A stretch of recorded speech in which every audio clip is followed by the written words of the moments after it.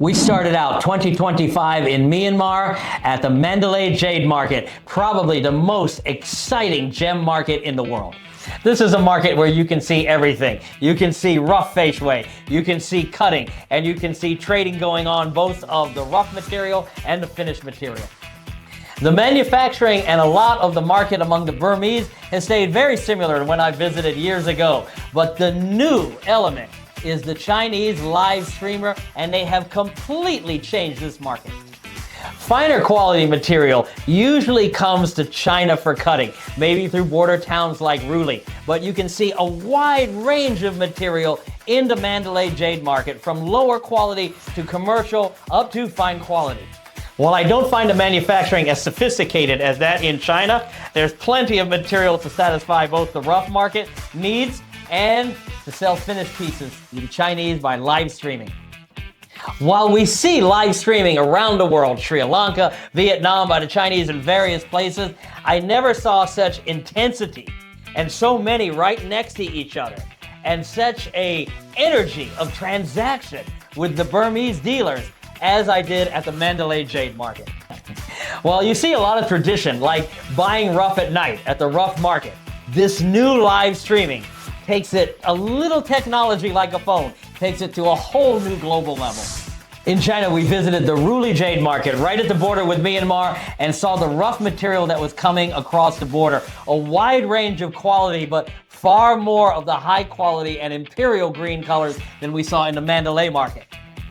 I would say the expertise was at a higher level, where to place the bangle bracelets, other pieces of jewelry, avoid cracks, hit the best color in the best position, and how to read the boulders and the color zoning and have an idea of what's inside. But what was interesting is after that disastrous earthquake, a lot of the Chinese live streamers came to Ruli and was live streaming from there. But soon after things settled in Mandalay, they went back to Mandalay and doing the live streaming from Mandalay.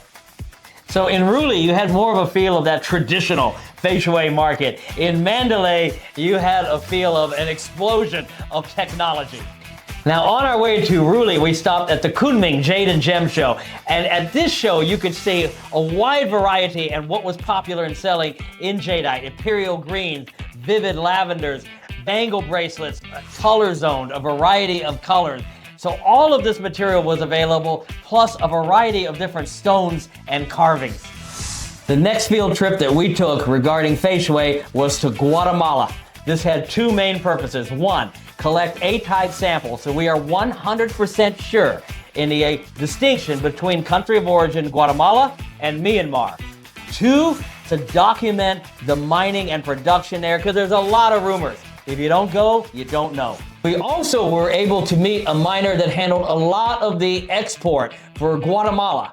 Most of the exports from Guatemala, so we were to get accurate figures on the production for each year. And you can see from 2020, it went from 400 tons to 2024, 2,800 tons of export of Feicui.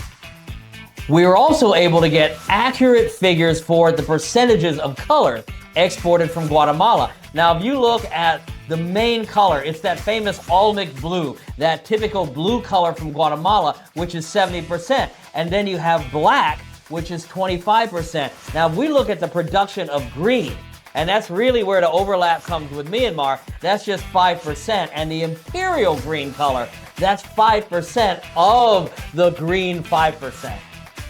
But as you can see, even that small percentage can be in beautiful imperial green quality and can overlap with very fine quality Burmese, even though the price point is much higher based on the country of origin for the Burmese. So we are 100% sure in our accuracy to determine Guatemala imperial green or green from Burmese. And that is a crucial piece of information for a buyer in China to know what price point to pay. All of this Feicui is imperial color jadeite. You can see, even though it's a small percentage from Guatemala, it can overlap in quality with very fine imperial jadeite from Myanmar. Even though the quality can overlap, the price can be different based on the country of origin. So it is imperative that as a gemological laboratory, we can give you a report backed with scientific evidence that you are dealing with the country either Guatemala or Myanmar. Our final stop for our Feicui research was in the country of Kazakhstan, and that was a real adventure. We drove out to this relatively large open pit mine where a new company is producing this Feicui. Now this was interesting. This open pit mine had been mined by the Russians since the 1950s, and they have these two large Feicui rocks, the monoliths they call them, and the company is going to mine down those rocks while shipping all those boulders, tons of boulders, to China.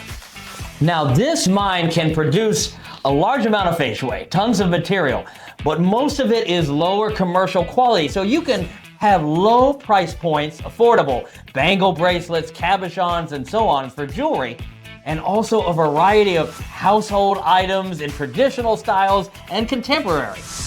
I think what's interesting when we look at these three different countries, we had Myanmar, which of course has been producing for Chinese consumption for a long time now, but this new development with the live streamers.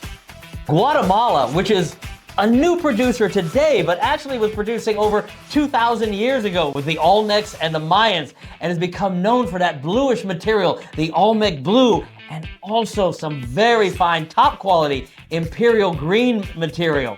So needed to be able to determine country of origin. Popular in China, but that Olmec blue is also popular in America and Europe. And then Kazakhstan, a relatively new producer, and finding or trying to create a niche market for lower price point jewelry items, but also ornamental items, household items in traditional styles, and even things like iPhone covers.